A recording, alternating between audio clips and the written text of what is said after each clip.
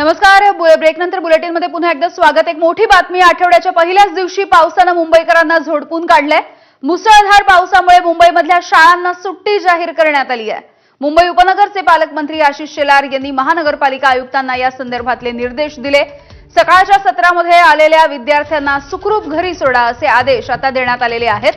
त्यामुळे एक मोठी बातमी पालकांसाठी महत्त्वाची, कारण आता शाळांना सुट्टी देण्यात आलेली आहे. त्यामुळे ज्यांच्या सकाळच्या सत्रातल्या शाळा होत्या त्या शाळा आता सोडण्यात येत आहेत.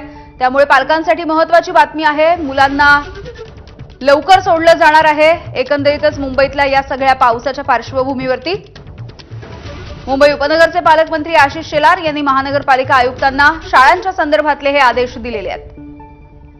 अभिषेक मुठाळांचे प्रतिनिधी माहिती देतील. अभिषेक, एकूणच सकाळपासून आपल्याला पावसाचा जोर हा मुंबईमध्ये वाढलेला पाहायला मिळतो आहे आणि याच मुसळधार पावसाच्या पार्श्वभूमीवर मुंबईतील शाळांना ही सुट्टी जाहीर करण्यात आलेली आहे. एकूणच सकाळच्या सत्रात जी मुलं आलेली होती त्यांना सुखरूप सोडण्यासाठी देखील निर्देश हे देण्यात आल्याचं आपल्याला पाहायला मिळतं आहे. मुंबई उपनगराचे पालकमंत्री आशिष शेलार यांच्याकडनं मुंबई पालिका आयुक्तांना हे निर्देश देण्यात आले. त्यामुळे एकूणच पुढील 48 तास पावसाचा जोर हा मुंबईसह राज्यामधील काही भागांमध्ये कायम राहणार आहे आणि त्यामुळे एकूणच त्या दृष्टीनं सरकार नेमके काय प्रयत्न करते हे बघणं देखील महत्त्वाचं असेल. अगदी अर्थातच आपण बघतोय की आठवड्याच्या पहिल्याच दिवशी पावसानं मुंबईकरांना झोडपलेलं आहे. त्यामुळे आता मुंबईतल्या शाळांना ही सुट्टी जाहीर करण्यात आल्याचं दिसतंय.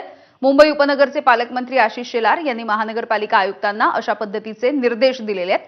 त्यामुळे आज शाळा भरणार नाहीत.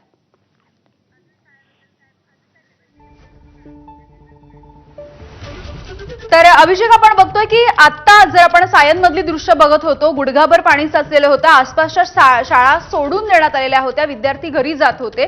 आता पालकांसाठी ही एक महत्त्वाची खबरदारी असणार आहे आपल्या मुलांना शाळेमधून घरी सुखरूपपणे घेऊन येण्याची.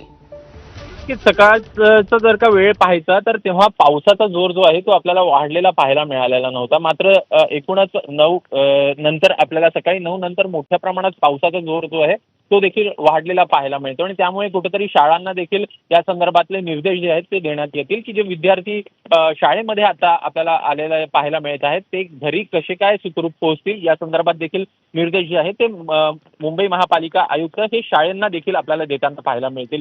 प्रामुख्यानं जर का पाहायचं तर हा पाऊस आज देखील संपूर्ण दिवस कायम राहणार आहे आणि त्यामुळेच एकूणच या पावसाची इंटेन्सिटी कमी जास्त होऊ शकते.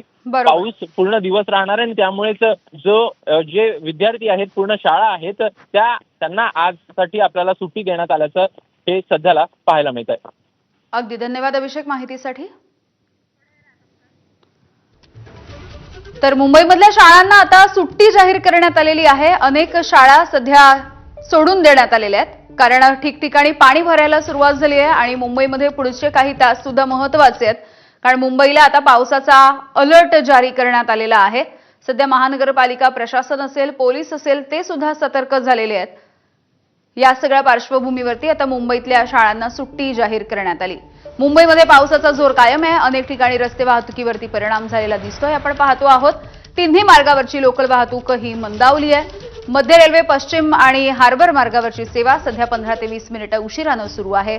तर सततच्या पावसामुळे आणि पाणी साचल्यामुळे मुंबई आणि ठाण्यामध्ये सुद्धा काही मार्गांवरची वाहतूक मंदावली आहे. संथ गतीनं सुरू आहे. इंडिगो कंपनीकडून विमान प्रवाशांना ॲडव्हायझरी जारी करण्यात आली आहे. देखील मोठ्या